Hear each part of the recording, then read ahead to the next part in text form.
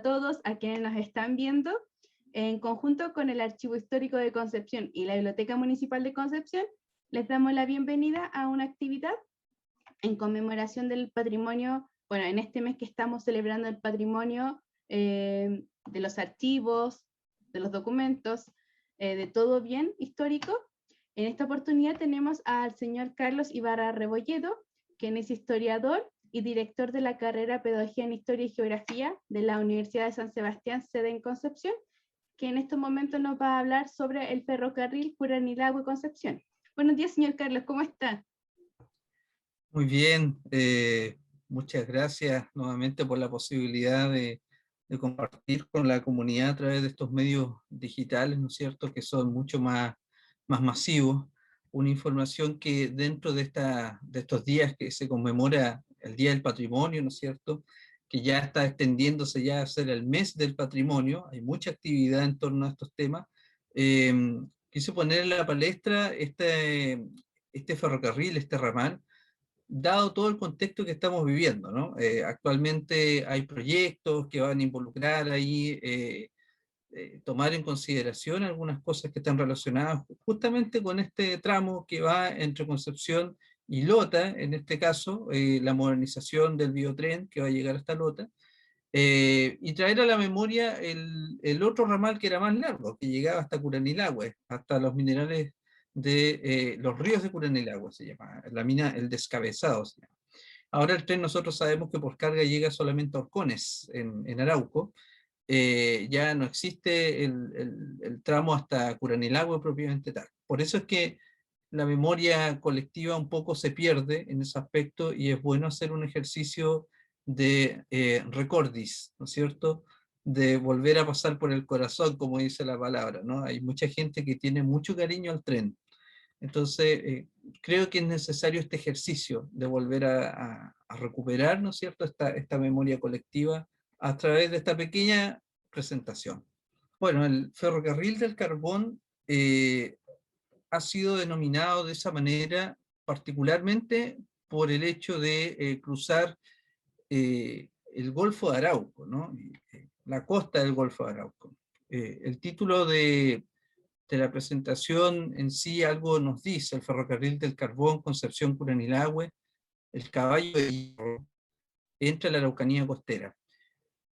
Ahora, aquí hay harto que puede sacarse solamente con el título, ¿no? Es el ferrocarril del carbón porque obviamente acá en nuestra zona, particularmente en el sur de la provincia de Concepción y en la antigua provincia de Arauco, se encontraban minerales de carbón, particularmente los más famosos son los de Coronel y Lota, pero también en la zona de Arauco existían otros minerales.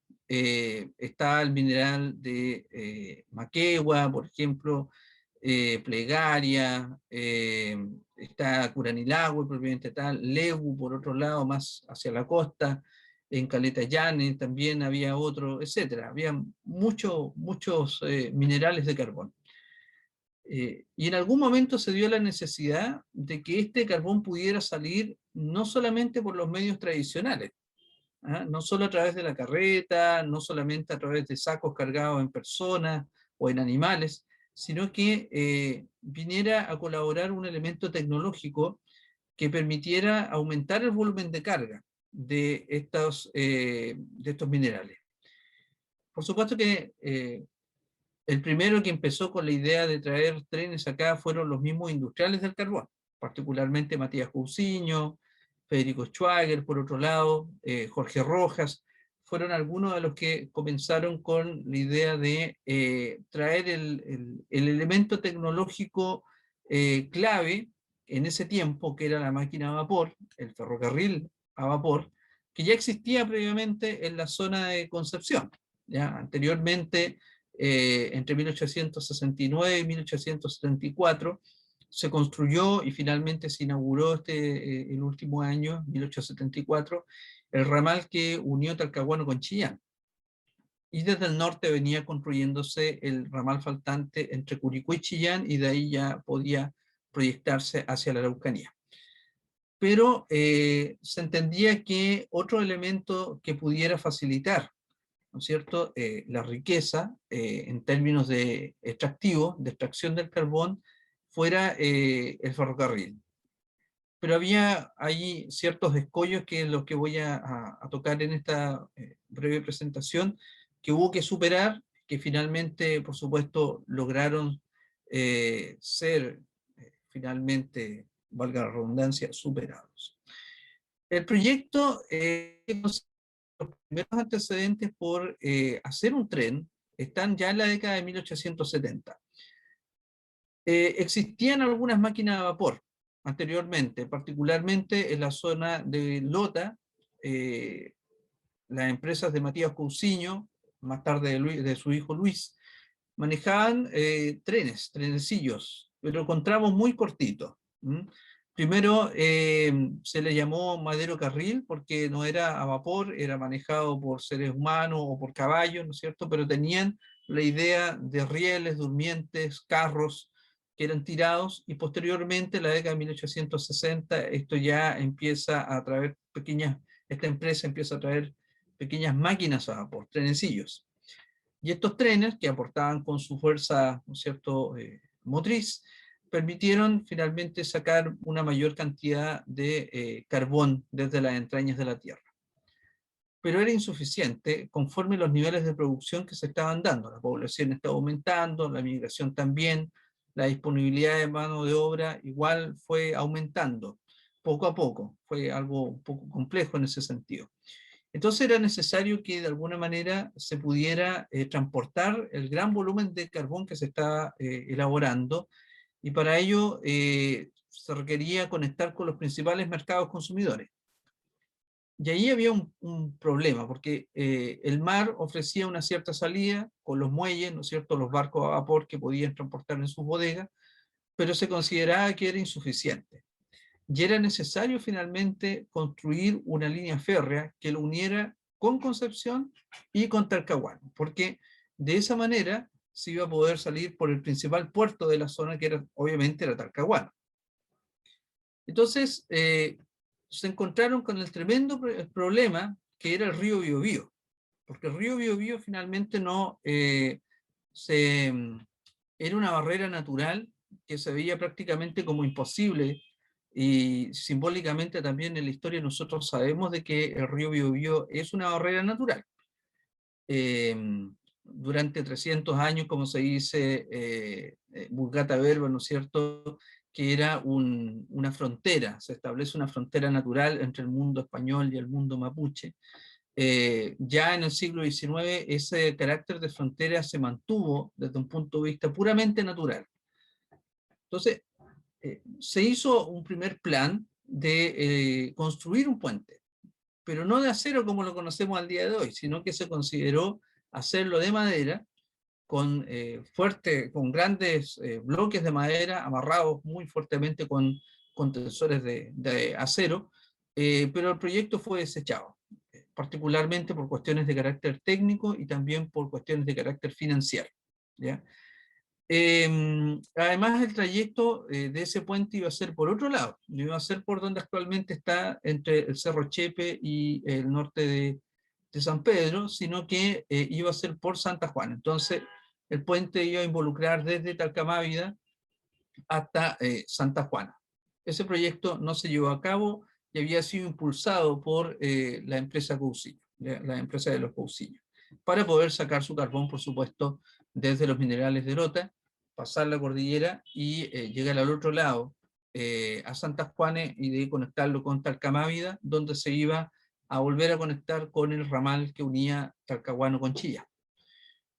Luego vino, ¿no es cierto?, la construcción de un puente de un tramo, de un ancho mucho menor, que era, digamos, de provisorio, y después ya se construyó metálico, que unió los pueblos de Coihue con Santa Fe.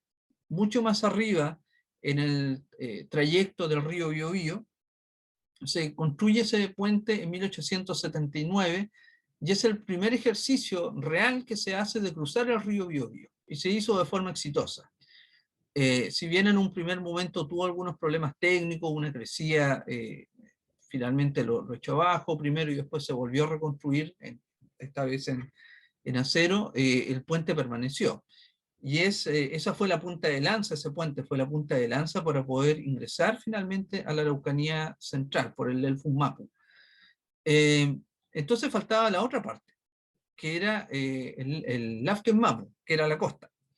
Y ahí es donde Gustavo Lenz, que es un empresario de origen prusiano, quiso construir el tramo entre Concepción y Curanilahue. Entonces el Estado en 1884 llama a concesión a esta construcción. Gustavo Lenz se la adjudica, pero a mitad de camino se encuentra que no tiene el financiamiento necesario. Entonces vende su concesión al mejor postor, y ahí es donde aparece la figura de un personaje que para nosotros es conocido en otra área del país, que es John Thomas North, que también es llamado como el rey del salitre, ¿ya? Y este señor es quien finalmente logra hacerse con esta concesión, y con las miles de libras esterlinas que manejaba, él formó una compañía, una sociedad en Londres, ¿no es cierto?, la Arauco Company Limited, y ellos se hacen cargo de todo el costo que involucró hacer este ramal. Por supuesto que la parte más costosa iba a ser la construcción del puente sobre el río Biobío. Pero además de eso, a medida que fue avanzando el ramal, se fueron encontrando con otros desafíos ingenieriles que fueron finalmente subsanados, ¿ya? En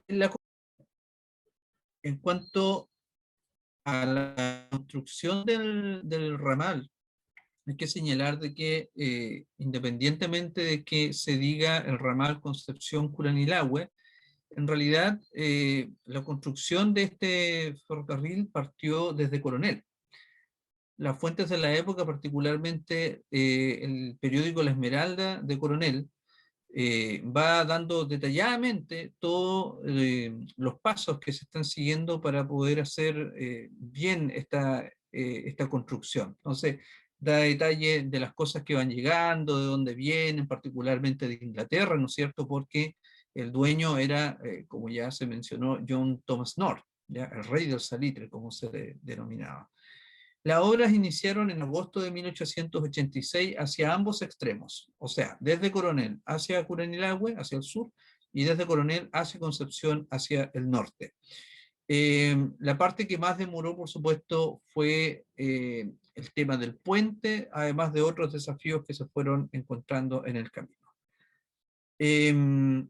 Este puente se demoró hasta 1889 concluir su construcción, y se encontraron algunas otras dificultades técnicas. Fue necesario, por ejemplo, por los duros inviernos que tocaron, construir muros de contención. A la salida de la ciudad de Coronel, de donde está el núcleo urbano del casco histórico de Coronel, a la entrada hacia la Caleta de Los Rojas, hasta el día de hoy se pueden ver grandes bloques, ¿no es cierto?, de piedra que están pegados hacia los cerros. Esos bloques fueron puestos ahí porque los derrumbes eran muy continuos, estaban apegados a la línea del tren. Si uno va llegando hacia Coronel y antes de hacer la entrada y doblar hacia la Caleta de Los Rojas, justo un poquito después de la esquina donde hay una pequeña capilla católica, ese pedacito de cerro, si uno pone atención, está con grandes bloques de piedra. Esos bloques de piedra datan de esa época y fueron puestos precisamente para evitar de que se fueran destruyendo por los relaves continuos que causaban las intensas lluvias de aquellos tiempos. Además, fue necesario dinamitar algunas partes que se fueron encontrando particularmente hacia el sur. En la zona entre Concepción y el río Biobío hubo un primer desafío técnico, que era buscar una base sólida para poder dar cabeza de puente al viaducto férreo, que iba a ser el actual puente sobre el río Biobío. Y ahí se encontró ese soporte en el Cerro Chepe. Entonces, se dinamitó, se horadó el cerro, se le pusieron los ladrillos refractarios, que son ladrillos muy duros, muy resistentes, y estos permitieron finalmente de que pudiera pasar el tren por esa cavidad. Y de ahí se pudiera ir construyendo el puente. El puente, por lo demás, está hecho con una tecnología que para la época era novedosa, que eran unos pilotes hincados, ¿no es cierto?, en la arena hasta que tocaban finalmente con suelo firme, abajo con roca, y de esa manera estos pilotes después eran rellenados con acero y se podía mantener la firmeza a través de la serie de pilotes que fueron construyéndose, y después venían todos los otros fierros que se iban soldando a medida que se construía el tren, digamos el puente ferroviario. Y luego de eso venía un tramo libre de cerros entre San Pedro y Coronel, pero llegado a Playa Negra, ahí ya hubo que hacer un trabajo extra donde se empezaron a encontrar con estas salientes cordilleranas de Nahuel Buta que hubo que dinamitar. Y en eso fueron clave los mismos mineros del carbón. Ellos sabían trabajar muy bien la dinamita, ¿no es cierto? Cavar con pala y picota, sacar toda la roca, etcétera, que se fueron encontrando en el camino y permitió ir construyendo otros túneles más. Entonces, además de el túnel que estaba en Chepe, se construyeron 11 túneles más. Algunos son famosos, como los llamados gemelos, que están en la zona de Playa Negra, que tienen como la misma longitud, y después vienen los otros túneles un poco más largos, algunos otros más cortos, particularmente en la zona que abarca Lota y Colcura. ¿Ya? Todo ese sector Chivilingo igualmente tiene otros túneles, y paralelamente a eso hubo otro desafío técnico que fue la construcción de puentes. ¿Ya?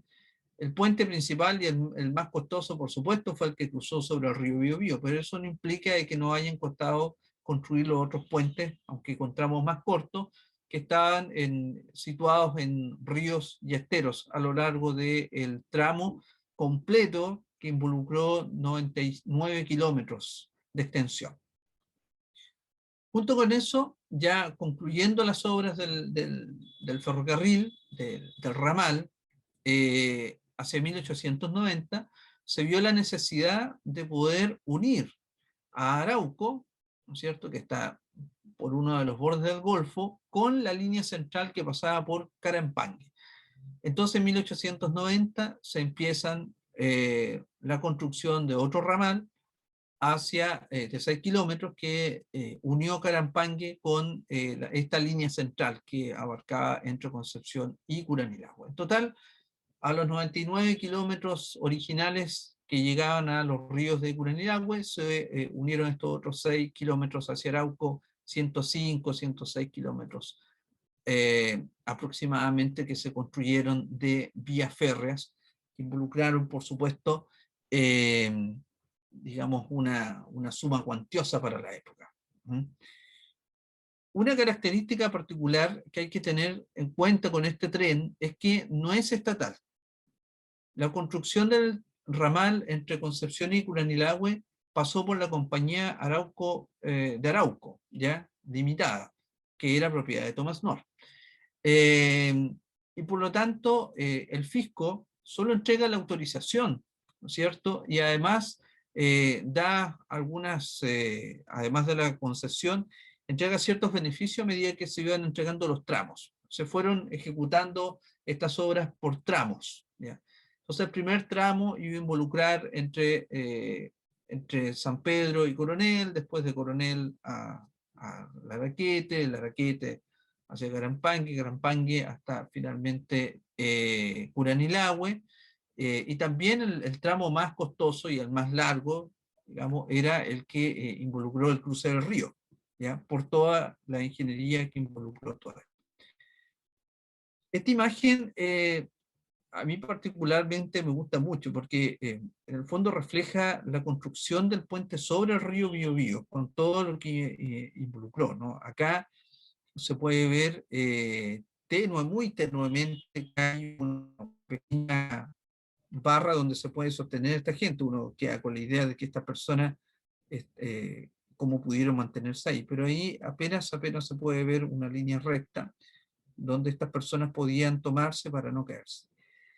Y esta imagen, esta fotografía fue tomada en una visita de inspección que hizo el dueño de la compañía, que era Thomas North, que es este señor de acá, que está junto a su señora. Entonces, las otras personas de la comitiva que van acá seguramente son autoridades locales, inversionistas, etcétera, donde seguramente estaba el intendente de la provincia y su esposa, doña Leonor Mascayano, que además se hizo famosa por obras de caridad ya entrado al siglo XX.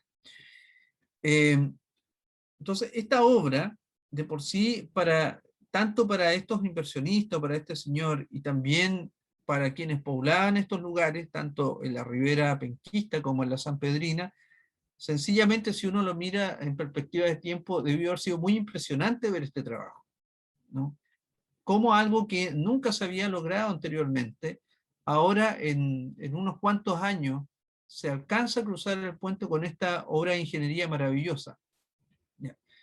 Hay que considerar que en aquellos tiempos el acero, particularmente como material, era una herramienta que era considerada por los ingenieros como la solución a todos los problemas que existían entonces, particularmente con otros materiales como por ejemplo la madera, porque se podría, finalmente desaparecía, o la inestabilidad que podía generar la piedra, etc. Entonces el acero en cambio no, el acero era dúctil, pero además en su fabricación, pero además podía entregar la seguridad de una durabilidad de muchos años, ¿ya? Algunos postulaban con mucha fe en la ciencia ingenieril de que iba a durar para siempre todas las obras de acero, pero a medida que fue avanzando el conocimiento se dieron cuenta que también tiene una vida útil, ¿no? El acero también se descompone finalmente con los elementos naturales, ¿ya? Pero para aquellas gentes que vivieron en esos tiempos era una materia, digamos, de mucha duración. Depositaron mucha fe en el tema del acero. Luego hay que considerar algunos hitos arquitectónicos, ¿no es cierto? Por supuesto el puente, que además está en una época, como digo, de mucha confianza en este material. Pensemos en el viaducto del Mayeco, que es, sin lugar a dudas, una de las obras de ingeniería más importantes que tuvo Chile a fines del siglo XIX.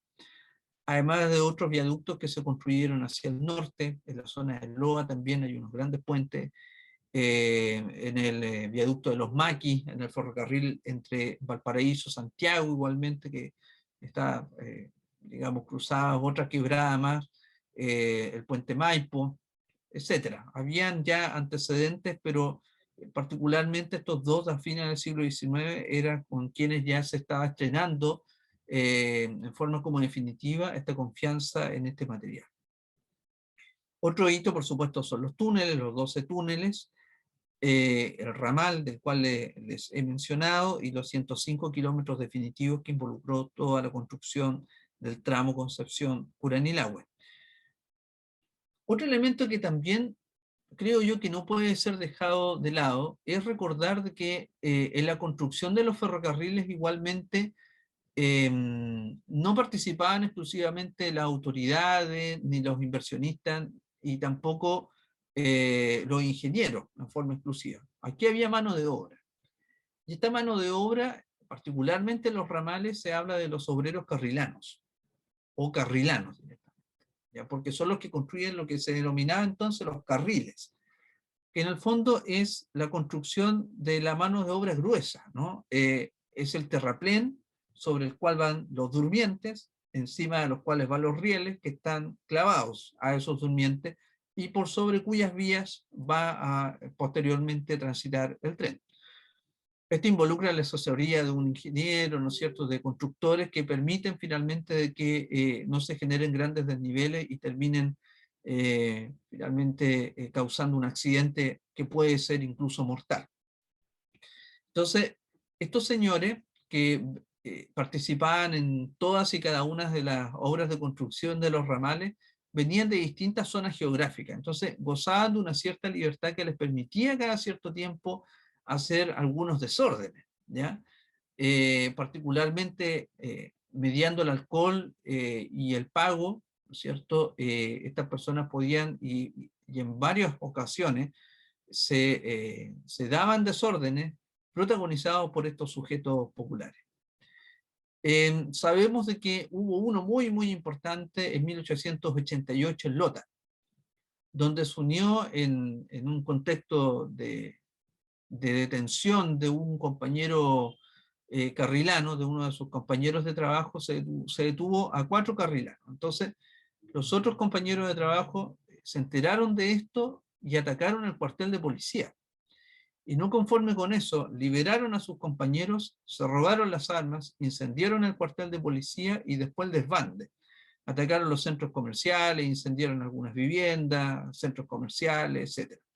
Tuvo que intervenir la fuerza pública de aquel entonces, que era no solamente la policía cívica, sino que también el ejército, y el saldo final fue varios heridos y algunos muertos. Y ahí se volvió otra vez a la calma, ¿ya? Eran tiempos muy rudos conforme a lo que nosotros conocemos al día de hoy.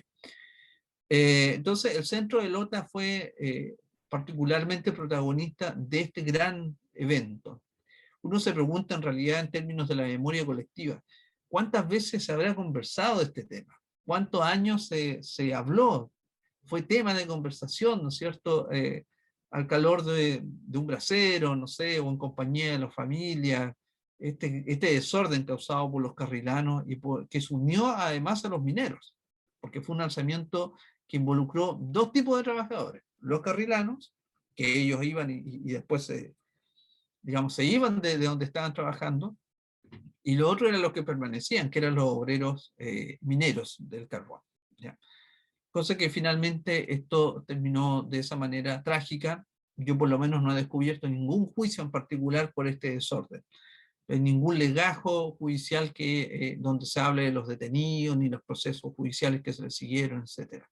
Sí hay procesos judiciales en el otro ramal que les mencioné anteriormente, que unió Talcahuano con Chillán, pero eso fue varios años antes, ¿ya?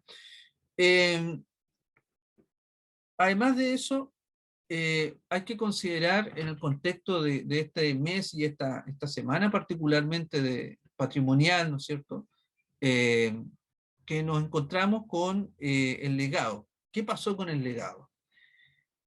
Hay dos legados, siempre el patrimonio puede tener dos miradas.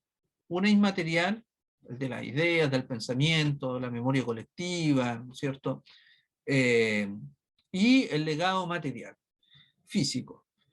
En el legado inmaterial, el lenguaje, el carrilano, mis mayores, por ejemplo, a mí me hablaban, no sé, mis tías, mi padre, mi madre me conversaban de los carrilanos. Ellos todavía en su infancia, en los años 50, los años 60, ellos escuchaban hablar de esta gente y todavía se le tenía temor a los carrilanos, si bien ya contaban con un perfeccionamiento y había como otras derivaciones que implicaban una cosa más técnica, ya no era como tomar cualquier persona, estas otras personas se las preparaba bastante bien. No era como tan autodidacta el asunto. Pero aún así, en la memoria colectiva, quedó esa idea por varias décadas del carrilano violento, del carrilano, ¿no es cierto?, destructivo. Y después esto fue pasando ya siéndose reemplazado por las máquinas y por gente mucho más especializada, ¿no? Entonces quedó esa memoria. Y en la memoria material, bueno, en la memoria inmaterial también se puede sumar la visión romántica que se tiene del ferrocarril. Mucha gente que o ha tenido familiares o tiene muy hermosos recuerdos del ferrocarril, de paseos en el ferrocarril, etcétera. Particularmente quienes, por supuesto, pertenecieron a la empresa de ferrocarriles del Estado. Y la memoria material, la memoria visual, lo físico, es lo que nos ha dejado este ferrocarril. Y este tramo en particular, bueno, están los túneles, que todavía persisten con sus fechas. Si pueden, más adelante, cuando acabe todo este tema del coronavirus y puedan darse la oportunidad de pasear por alguno de estos túneles que todavía existen, se van a dar cuenta que en la parte superior, ¿no es cierto?, en la piedra angular que se le llama simbólicamente a la entrada de los trenes, de los túneles ferroviarios, están grabados los años. Hay fotografías que se pueden encontrar, y varios de ellos dicen 1888. ¿ya? Porque es el año en que el PAS se dinamitó, se construyó, se ladrilló todo el interior y quedó formadito el túnel. Está el puente ferroviario, por supuesto, que está sobre el río Biobío. Si bien no son los mismos rieles y durmientes, está el trazado por donde pasaba este ramal, igualmente es el mismo trazado, eso no ha cambiado, pero lamentablemente hay pérdidas que son irreparables como las estaciones. Eso, sin lugar a duda, en este ramal ha sido muy triste en términos de la pérdida valiosísima del patrimonio arquitectónico. ¿Ya? Quedan algunas estaciones que son mucho más modernas, de la década de 1930, ¿no? Como la estación de Escuadrón, la estación de Lomas Colorada. Hay otras de la misma época que está acá en el ferrocarril que unía Concepción con Penco, ¿no? La estación Andalién. Pero las otras estaciones más antiguas, las propias del siglo XIX, han desaparecido. Y eso ha sido una lamentable pérdida en términos patrimoniales. La gente recuerda con mucho cariño esos lugares porque ahí pasaron o su infancia o pasaron por esos lugares, su juventud, particularmente la gente de mayor edad, ¿no es cierto?, que alcanzaron a conocer esto. En el caso puntual de quien habla, yo también conocí la estación de Coronel, yo soy oriundo de Coronel, pero la conocí cuando tenía un piso nomás, no cuando tenía los dos pisos, que más adelante les voy a mostrar una imagen de esta estación que era preciosa, construida con maderas traídas desde el extranjero, ¿no es cierto?, con mucho cuidado, mucho esmero en términos arquitectónicos, harto adorno, que simbolizaba el progreso. El ferrocarril finalmente es un símbolo del desarrollo, del progreso, etc. Y que llegaba hasta a una de las partes centrales del corazón del antiguo Lafkenmapu Mapuche, ¿ya?, que era Curanilahue, a los minerales de los ríos Curanilahue. Y todavía, claro, en ese entonces, en mi infancia, se quedaban las boleterías, las puertas, los adoquines, qué sé yo, la infraestructura en madera, y en los años 90 esto desapareció finalmente. Ahora hay una estación con una infraestructura, por supuesto, mucho más moderna, que es la estación terminal del biotren, que llega hasta Coronel. ¿Ya? Esa imagen muestra lo que fue la estación de ferrocarriles, ¿cierto?, en Coronel, que era propiedad de la compañía de Arauco Limitada. Esta imagen muestra el viaje inaugural, ya que se hizo desde Concepción hacia el sur para las autoridades, ¿cierto?, los ingenieros, qué sé yo, toda esta gente que participó, y de esta manera se pudo conocer el trayecto completo y la efectividad del trayecto y del trabajo que se había realizado, propiamente tal.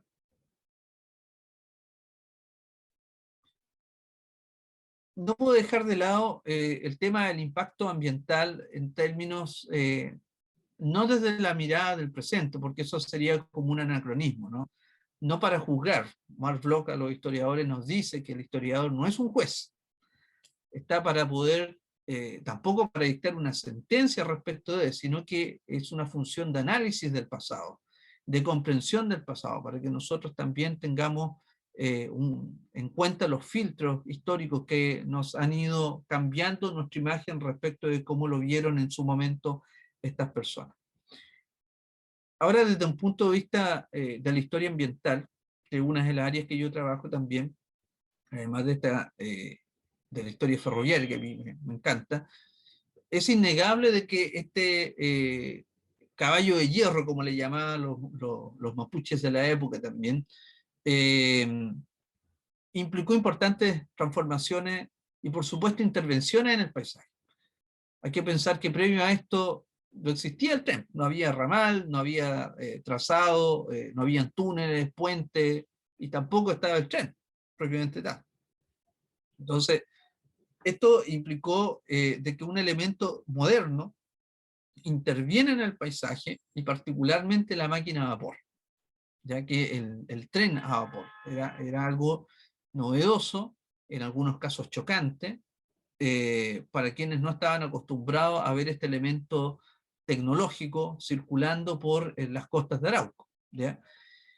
También, desde un punto de vista de las mentalidades, cambia la percepción del tiempo, porque una persona antes se podía demorar 2 días, un día completo en llegar, ¿no es cierto?, desde Coronel a Concepción, y resulta que ahora podía hacerlo perfectamente en un par de horas, ¿ya? Y con algunas detenciones, unas 3 horas, etcétera. Un viaje que a todas luces ahorró mucho, mucho tiempo, y eso también transforma la percepción del tiempo, ¿ya?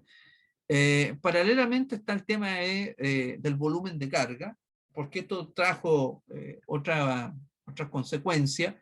Hay una mayor capacidad de carga, por lo tanto, hay una mayor oportunidad de poder explotar el medio ambiente, digamos, ¿no? Ya sea extrayendo los minerales de carbón, más adelante se sumó la madera, los productos agrícolas, etcétera, la ganadería, todo fue también tributando a un circuito económico que se activó con el ferrocarril. El tren no solamente es un elemento modernizador por su presencia en sí, sino que por todas las facilidades que involucra como herramienta, ¿no? O sea, se transporta no solamente carga con fines comerciales, también se transportan personas, que también tributan en un aspecto comercial, porque tienen que pagar su ticket de pasaje, etc. Y además hizo que el dinero circulara más, la gente podía ir a Concepción, a Coronel, indistintamente, ¿no es cierto?, y hacer sus compras, y si eso se multiplica por la cantidad de gente que acudía a ambos centros, finalmente, o a Lota, o a Arauco, o a Curanilagua, activa la economía, hace que circule, ¿no? El capital se vuelve circulante. Y esa activación no solamente acá en la zona, por supuesto que todos los lugares donde hubo presencia del ferrocarril activó, generó un impacto positivo desde un punto de vista comercial. Ahora, cuando yo titulé esta presentación El caballo de hierro, por supuesto que no podía dejar de lado lo que involucró también este elemento tecnológico para el mundo mapuche. En la zona costera, toda esta franja del Lafken Mapu antiguo que iba desde San Pedro de la Paz hasta Leu, que es lo que se llama el Lafken Mapu Norte, ya buena parte de esas propiedades estaban en manos de chilenos. Desde la década por lo menos de 1820, las propiedades comenzaron a ser pasadas paulatinamente a manos chilenos por distintas vías, por compraventa, por donaciones, por cesiones, ¿cierto? Y por supuesto también por engaño, que fue un número no menor, digamos. Y esto implicó juicios y otros malestares, etc. Pero lo concreto es que finalmente estas propiedades pasaron a manos de privados y posteriormente ya en el papel quedó como incorporada esta sección de la Araucanía costera al territorio chileno. Pero en paralelo, y esa es como un poco la reflexión, el tren también sirvió en la zona central. Cuando yo les mencionaba el tema del el puente sobre el Biobío que unió Santa Fe con Coihue, de ahí en adelante la vía férrea no se detuvo. Ya avanzó a Angola, Traiguén, Malleco, llegó finalmente a Valdivia, llegó hasta Puerto Montt en 1913, y este elemento ayudó en mucho al transporte, por ejemplo, de tropas. Para las últimas campañas de la Araucanía, en la década a principios de 1880, 1881, ¿ya? Entonces, el elemento bélico se vio facilitado también por el ferrocarril a través del ferrocarril central. La zona costera tenía otra realidad, donde ya el proceso de fusión cultural, ¿no es cierto?, era mucho más antiguo, fue más fuerte, igualmente la mezcla, la industrialización se dio mucho más rápido y fue mucho más revolucionario, porque en muy corto lapso de tiempo todos estos elementos modernizadores ya eran parte de la vida cotidiana de los habitantes que llegaron acá. Había muchos migrantes en la zona del Ñuble, donde ya conocían bastante el tema de las máquinas de vapor, que trabajaban con ellos en el campo, etcétera, etcétera. Entonces, la modernización fue muy rápida acá en la zona y eso trajo de por sí otras consecuencias de carácter económico, político, social. Acá surgen muchas sociedades de socorros mutuos, etcétera, ¿ya? Entonces, el tren está en medio de todo este contexto. ¿ya? Y su llegada realmente a la zona del carbón, lo que hizo fue concretar, ¿no es cierto?, la modernización en términos clásicos, estoy hablando, de este elemento que no podía estar ausente. Hemos visto que desde la década de 1870 ya se estaba hablando de que el tren era necesario que cruzara el río Biobío como un mensaje no solamente práctico, no era solamente cruzar el río por cruzarlo, sino que también implicó de que se pudiera dar un mensaje simbólico, ¿no? En concreto, el ser humano también puede controlar, no derrotar, controlar a las fuerzas de la naturaleza, y particularmente acá al río Biobío, que durante siglos, por supuesto, se había convertido en una frontera natural. Bien, entonces, mi posición fue considerando estas distintas variables que involucraron, ¿no es cierto?, toda esta llegada de un elemento tan añorado, querido todavía, y por eso la buena nueva de que pueda volver a circular, digamos, con una extensión que ahora podría llegar hasta Lota, por supuesto con ferrocarriles mucho más modernos, pero siguiendo prácticamente el mismo recorrido en la mayor parte del ramal antiguo. Bien, eso es lo que quería exponerles. Muchas gracias, don Carlos, por su interesante exposición sobre este tema tan importante, sobre todo en una semana súper, de hecho estamos en una semana súper álgida en lo que tiene que ver con el tema del patrimonio, porque no es solamente el patrimonio, lo físico, lo que yo puedo tocar, lo que es arquitectura o escultura, sino también lo que es intangible, lo que nosotros es parte de nuestra sociedad.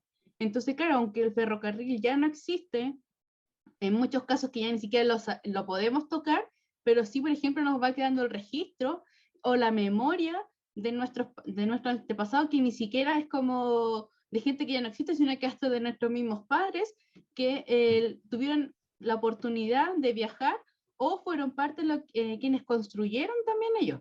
No las personas que vivieron antes de 1900, pero por lo menos participaron de ello. Bueno, quienes nos están viendo pueden dejar sus comentarios y reacciones en nuestro Facebook. Don Carlos después le va a ir comentando a sus preguntas, ¿ya? Tengo dos preguntas para usted, don Carlos. A ver, como lo presenté al comienzo, usted es profesor y director de la carrera de Pedagogía en Historia y Geografía por la Universidad de San Sebastián en sede acá de Concepción. Usted como profesor, ¿de qué forma podemos rescatar el ferrocarril? Sobre todo entre los más jóvenes, porque, a ver, en mi caso, yo soy del 91, mis papás son del 64 y 66. Ellos me contaron la experiencia de lo que era viajar en el ferrocarril de Tomé perdón, el tren de Tomé a Concepción. Pero a medida que va pasando el tiempo, muchos no saben qué es lo que es el ferrocarril, tampoco les suena el tren. Y a lo más conocen el biotren de Concepción a Coronel. Sin embargo, ¿de qué otra forma podemos difundirlo? ¿Cómo podemos hacer parte a los más jóvenes de este legado? Bueno, pueden haber dos vías que generalmente son como las clásicas en caso de recuperación patrimonial. Una es a través de los planes y programas de estudio, que se refuerce aquellas unidades, ¿no es cierto?, que brindan la posibilidad al docente de hacer ejercicios de recuperación patrimonial. Por ejemplo, hay unidades en los planes de estudios donde se dice que hay que profundizar en el conocimiento de la historia local. Y en eso el profesor perfectamente puede encontrar la oportunidad de realizar un informe, un estudio, un trabajo que hable en torno al ferrocarril, no solamente a nivel mundial como un invento que impactó en la revolución industrial, sino que también en concreto cómo lo vivió la gente que tuvo la experiencia, por ejemplo, en lugares donde ya no existe el tren, pero sí se sabe que circuló, porque ese ramal que menciona fue el que unía Concepción con Tomé, Rucapequén a Chillán, ¿no es cierto? Que era el otro ramal de la década de 1910. Si mal no recuerdo, en 1916 se terminó de construir esa rama. Y hay mucha gente que, por supuesto, yo he escuchado también esos testimonios que recuerdan con mucho cariño el tema de ese ramal en particular, por los paisajes que recorrían, ¿no es cierto? Por lo bien que se pasaba en los vagones, en las fiestas que se hacían arriba, etcétera. Era como bien, bien entretenido ese tema. Eh, y digamos que desde un punto de vista clásico podría hacerse un poco como en lo lejano, ¿no? Un ejercicio teleomático que se llama, o sea, que uno a la distancia trata de imaginarse todo este tema. Ahora hay hasta imágenes, hay videos, donde uno puede tratar de imaginar cómo fue esa experiencia. Y la otra opción es poder hacer efectivamente un recorrido en tren, no importa que sea moderno, lo importante es hacer el recorrido, ¿no? Tener la experiencia, vivirla. Eh, para mí fue bastante bonito, por ejemplo, viajar en tren a Santiago, desde Chillán. Me importaba que una parte del tramo fuera en bus, entre Concepción y Chillán. Yo estaba ansioso por subirme al tren y tener esa experiencia de la cual tanto me hablaba mi padre, mi madre, ¿no es cierto?, de que era muy bonito, los paisajes que se veían. Y efectivamente, un viaje muy lindo, es muy tranquilo, uno se siente muy seguro arriba del tren también. Es un tren moderno, mucho más rápido, etcétera. Entonces, hay una serie de ventajas que al día de hoy nosotros tenemos conforme a lo que nos cuentan nuestros padres o incluso nuestros abuelos, ¿no? Que decían que a veces iban con las gallinas arriba, con diversos olores, iban los animalitos en otros carros, etcétera. Iban divididos por clase, primera, segunda, tercera clase, transporte de animales, de carga, etcétera. Era mucho más diverso, mucho más rico en ese aspecto, si uno lo mira en perspectiva cultural, ¿no? Al día de hoy eso es como impensado, porque ahora estamos muy, sobre todo en este contexto, muy cuidadosos con el tema de la higiene y todo ese tema, que nos impediría tener como experiencias similares, a menos que viajáramos a otras realidades en el mundo. Pero yo creo que es bueno que la persona no se quede solamente con el testimonio en papel o en un video, sino que lo viva también. ¿Ya? No es barato arrendar un tren. Yo alguna vez hice una consulta en F solo para ver cuánto podía costar arrendar un par de vagones más la máquina en un tramo que involucraba desde Concepción a San Rosendo, que es el clásico que se hace a Laja, actualmente con fines patrimoniales y es carísimo, es caro. Entonces, ahí se pueden postular a fondos y otras cosas, esos fondos pueden salir. Pero en la vida cotidiana, si uno pudiera tratar de involucrarse en un horario más tranquilo, en un día más tranquilo, y en un sábado, por ejemplo, y hacer el recorrido, tomar el tren en Concepción y bajarse en Coronel, ya eso de por sí le va a dar otro tinte al viaje. No ir en la micro, tampoco ir en un auto ni en un camión, es ir en un tren, cruzar el río, ¿no es cierto?, con su ritmo cansino que tiene cruzar el Biobío hoy en día, porque va muy lentito, ver el paisaje, involucrarse en el fondo con el viaje, con la experiencia propiamente tal, y de esa manera tratar de proyectar lo que vivieron nuestros padres o que nos cuenten nuestros padres. Yo creo que la vivencia es clave, es como las rutas patrimoniales. Sí. La carrera de historia ha desarrollado rutas patrimoniales en Concepción Histórico y los chiquillos tienen que hacer un ejercicio de imaginarse lo que uno le va contando. Nuestros estudiantes hacían recreaciones en algunos sitios clave, etcétera. Entonces, también favorece uno la imaginación, es una cosa muy didáctica al fin y al cabo todo este cuento. Yo trato de ser lo más didáctico posible en ese sentido, de traer las cosas como a la realidad concreta y no quedarme solamente como con lo más etéreo, ¿no? Hacer como actor del método en ese sentido. Eso es lo que podría responder de momento. De hecho, le podría agregar también, igual no es lo mismo, pero pasar por el interior de los túneles también podría ser otra Sí, experiencia. sí, Acá en sí, sí. Tomé hay dos tipos de túneles, el de Punta de Parra y uno que está en Centenario. Actualmente muchas personas quieren que vuelvan los trenes o ferrocarriles, bueno, o lo más moderno, los biotrenes, por el tema de que, bueno, sobre todo en Concepción, están formándose muchos tacos, sobre todo para San Pedro, para venirse a Tomé, el taco a veces ni siquiera es afuera de las ciudades, sino que es en el mismo Concepción. ¿Qué tan factible es que pueda ocurrir aquello? Y también, ¿esta sería una solución actualmente? ¿Qué piensa usted? Yo creo que la flota de trenes, bueno, que va a llegar ahora nos va a poner a prueba si estamos a la altura, por ejemplo, del Metro de Santiago. ¿Ya? Porque el Metro de Santiago presta un servicio valiosísimo y transporta millones de personas todos los días. ¿Ya? Entonces, ese es un efecto concreto. Ahora, Santiago está súper poblado. Tienes 7 millones de personas viviendo ahí en la cuenca, entonces es como que no se nota mucho el efecto. Pero acá si la flota llega a modernizarse a tal nivel y pudieran darse viajes, ¿no es cierto?, más continuos, no solamente estar esperando de que el tren llegue a Coronel o a Lota y esperar que ese mismo tren vuelva otra vez de vuelta a Concepción, sino que va ese, le sigue otro y le sigue otro y otro, ahí ya puede darse como una frecuencia que pudiera tener un impacto positivo en ese aspecto. Pero no creo que de ninguna manera vaya a ser la solución, no está la panacea en ese aspecto, porque inevitablemente hay otros procesos culturales que se están dando. Uno se va dando cuenta, por ejemplo, que la cantidad de vehículos motorizados que se están adquiriendo es asombroso. O sea, hoy en día, y particularmente con esto, en medio de este contexto de crisis por coronavirus, el retiro del 10%, etcétera, se ha disparado la compra de vehículos motorizados. ¿Ya? Entonces, particularmente chinos, porque son más baratos, más económicos. Motos también se compran harto. Entonces, hay otros medios alternativos de transporte. ¿Ya? Entonces, los tacos van a seguir. Y además, pensemos en el tema práctico de que se están construyendo muchas poblaciones hacia el sur del Biobío.